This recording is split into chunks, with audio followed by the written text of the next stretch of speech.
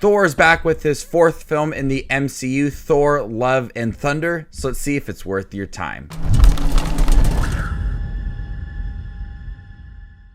Hey everybody, my name is Justin here. I try to watch everything that hits theaters and streaming services. If you guys are like me, make sure to hit the subscribe button down below for more content. Thor embarks on a journey unlike anything he's ever faced, a quest for inner peace. However, his retirement gets interrupted by Gor the God Butcher, a galactic killer who seeks the extinction of the gods. Taika Waititi is back to direct the fourth Thor film, and I've never thought that Thor would be the one who has the most entries in the MCU.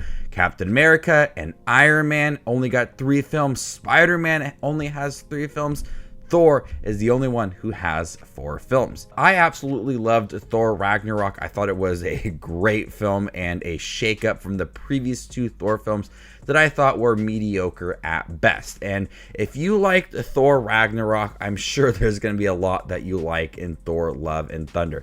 And if you thought that Thor Ragnarok was a little too much for you, I'm sure Thor Love and Thunder will be a little too much for you. All of Taika Waititi's flair and jokes are in here. This is non-stop laughter. There is a lot of things in here that feels absolutely wild in the MCU, from Zeus and Gor the God Butcher and some goats. There's some absolutely insane things that happen within this film. But what the film does well is perfectly balances its heart and humor. There's a lot of jokes in here surrounding relationships and all of Thor's feelings and his emotions and what he has gone through over the course of the MCU, but it has that right amount of heart within it. It's a good love story as we bring back Natalie Portman playing Jane Foster in a very meaningful and touching way. Her character allows for this love story to develop as they are revisiting that story that was very strong in the first 2 films. So we have this love story that is developing, but it never forgets its jokes either. At times when it needs to be emotional and heartwarming, it's solid at that. It focuses solely on that. But when we have those moments that need it to be a little lighthearted, there's a lot of jokes surrounding relationships and emotions and what Thor has gone through. And that's that nice, perfect balance for both. You get that love story that's truly developed and really touching too, but then you get a lot of laughs in here. Jokes in here that do match Thor Ragnarok and Taika Waititi's tone and his style of humor. It's paired nicely within the film. At times it does use its jokes to cover up how Thor really feels. They tried to mask his feelings with jokes, and at times I do find it to be pretty funny, but also at times I want to see that deeper level to Thor, some of that emotional feelings. Some of it's used as a way to kind of have this narration from Korg about what he's gone through, because when you really look at what Thor has gone through, he's gone through a lot, from his planet Asgard being destroyed, losing his brother multiple times, getting dumped by Jane Foster, and then everything that had happened with Thanos. They discuss that.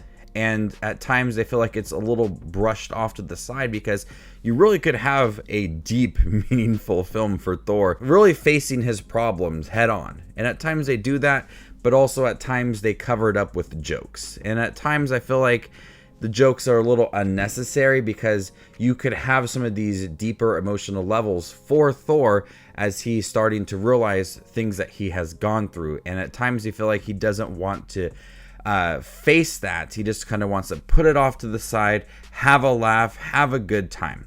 And the jokes kind of ruin that a little bit. I do think that the jokes are funny, but at times they seem to be a little too much when you look at Thor and everything that he's gone through and how you can kind of explore that.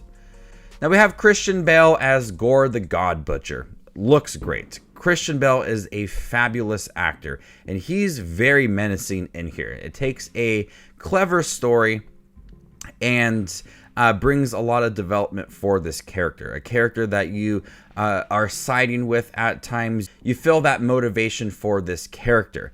At times, I think his storyline was a little underdeveloped. I do think that the performance was great. The visuals around it were awesome, and there were some redeeming moments for this character at the end. But the story and that urgency around this character I felt was lacking. and it was mainly focused on Thor and what Gorr needed from Thor. I felt like it was a little bit underdeveloped, a little bit rushed at times. We were immediately supposed to feel this impact from this character, and at times I got how sinister he was, but the story really didn't match that, as some of the story was pretty simple and really drawn out. So they really didn't explore much of that urgency for Gorr the God Butcher, but I love that visual, and I love the visuals for him, and I loved Christian Bale in here. He gave a really good performance, truly menacing character. I just wish they would have matched how menacing he was with the story. You felt like he was menacing based off of that performance, but when you look at the storyline, I just think it didn't match that. We also have Russell Crowe in here. Zeus felt like a little bit of a gimmick. It was funny at times. I think Russell Crowe knocked this role out of the park, and I would love to see a little more of that.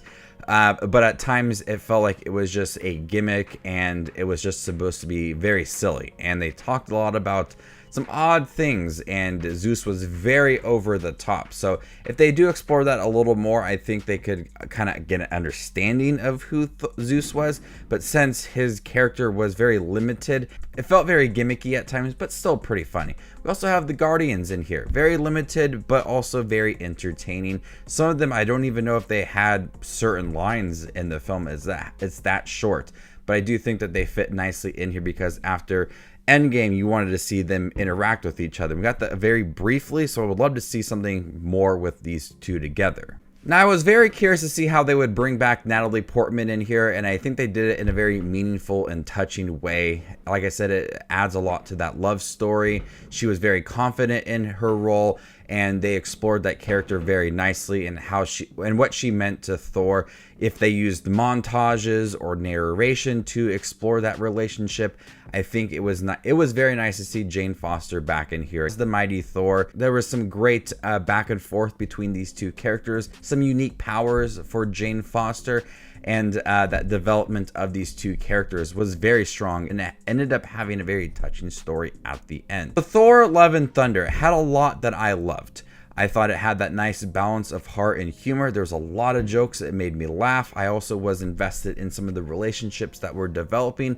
A lot of Valkyrie, a lot of Korg within the film, but some of it felt underdeveloped and a little simple at times. And that comes to the story with Gorr the God Butcher, and we were supposed to feel that urgency, but I felt like that was lacking, despite a character that I felt was truly menacing and sinister. And you felt his presence within the film, but the story felt very simple and just one note. When you look at the overall motivations from him, it's there, but it's just not explored the way that I thought it would be.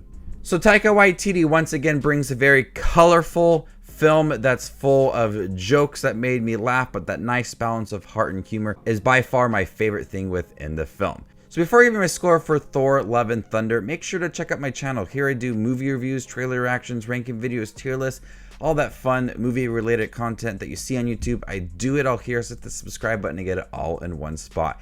And if you would like to see where Thor Love and Thunder ranks amongst all of the other 2022 releases I have seen this year, follow me on Letterboxd, and there you can find my ranking. I'm going to go ahead and give Thor Love and Thunder an A-. Thank you guys for checking my review for Thor Love and Thunder. Have you guys seen the new MCU film? What'd you think about it? Let me know in the comment section down below, and stay tuned for more up and coming content like this.